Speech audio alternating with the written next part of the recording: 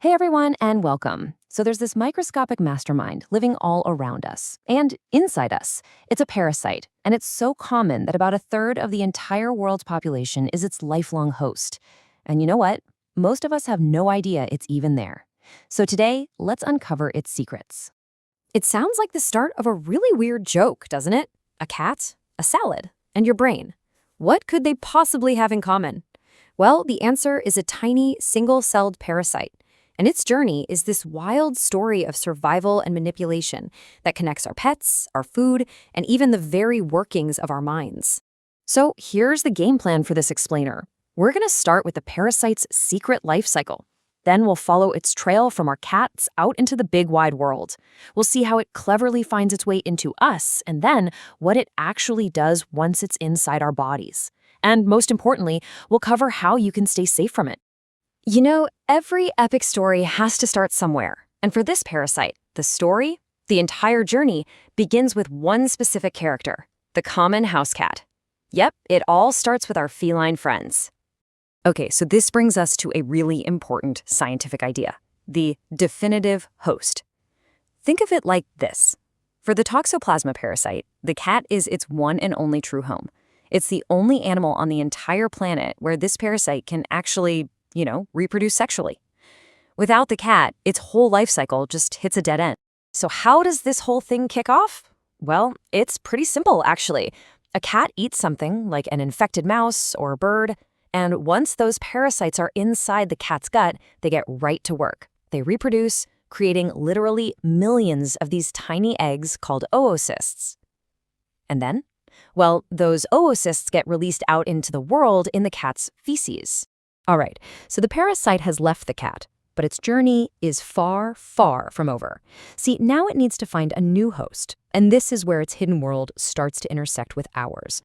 Now, here's a really key detail. When those little eggs first leave the cat, they're not actually infectious yet. They need a little time, about 1 to 5 days out in the environment, in the soil or in water or a litter box, to mature. But once they're ready, oh man, they become incredibly tough. They can survive for months just waiting for their next ride. So how do we end up in the middle of all this? Well, there are basically two main ways this parasite gets into the human body. The first is you accidentally swallow those mature oocysts from the environment. We're talking unwashed vegetables from the garden or contaminated water. The second path is by eating undercooked meat from an animal, like a pig or a sheep, that was already infected and is carrying the parasite in its muscle. Okay, so the parasite's in, it made it past our defenses. Now what? This is where the story shifts from the outside world and goes deep, deep inside our own cells. The microscopic invasion begins. The moment it gets inside, the parasite unleashes its fast attack squad, the tachyzoids. Seriously, think of them like microscopic shock troops. They multiply like crazy and use our own bloodstream as a superhighway to spread all over the body, invading our cells wherever they go. This is the acute, all-out assault phase of the infection. But of course, our immune system doesn't just sit there and take it, it fights back. So the parasite, being very clever, doesn't give up. It changes tactics. Those fast attack tachyzoids morph into these slow-growing sleeper agents called bridozoites. They build these little protective cysts around themselves and go into hiding, usually in our brain, our muscles, or even our eyes. And here's the real kicker.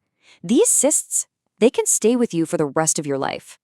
The parasite just goes dormant, hiding out quietly inside your cells for decades. It becomes this lifelong hidden companion you never even knew you had. So, this all leads to the big question, right? Why does any of this matter? Well, for most healthy people, their immune system keeps this thing in check. But for some, this hidden invader can be a really serious threat. Let's look at who's most at risk and, of course, how to protect yourself. For most of us, if we get a Toxoplasma infection, we probably won't even notice. At worst, maybe it feels like a mild flu. But for someone with a weakened immune system, say an HIV/AIDS patient, that dormant parasite can wake up and cause really dangerous inflammation in the brain. And for pregnant women, the risks are on a whole other level. And what makes it so incredibly dangerous is the timing.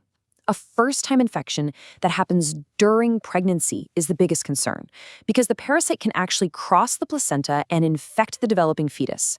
And the consequences, well, they can be absolutely devastating, from miscarriage to severe birth defects. Now, the good news here is that preventing this is actually pretty straightforward. Cook your meat all the way through. Wash your fruits and veggies really well. If you're gardening or cleaning a litter box, wear gloves. And here is the most important piece of advice. If you are pregnant, you should avoid any and all contact with cat litter. Just delegate that job to someone else. And if there's ever a reason to suspect an infection, doctors have ways of finding it. A simple blood test can look for the antibodies your immune system makes to fight the parasite, which tells you if you've ever been exposed. In more complicated situations, there are other tests that can look for the parasite's DNA directly.